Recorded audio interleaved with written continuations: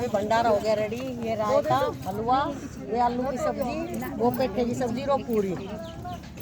और सत्संग का सत्संग हो गया खत्म। ये हम खाएंगे भंडारा। जिसका मन करे भंडारा खाना आ जाओ फटाफट। गर्मी बहुत है पर भंडारा खाने में मजा आई करे।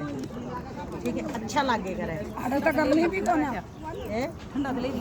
ठंडा ये रहा, ठंडा है, गरम है, बिल्कुल ठंडा है। रायता रायता गर्म होता ही नहीं। बर्फ डाल रखी है, पता नहीं आपने बर्फ डाली है कि नहीं डाली, डाल रखी है। और बिल्कुल आराम से मिर्च भी छौंक रखी है। जैसे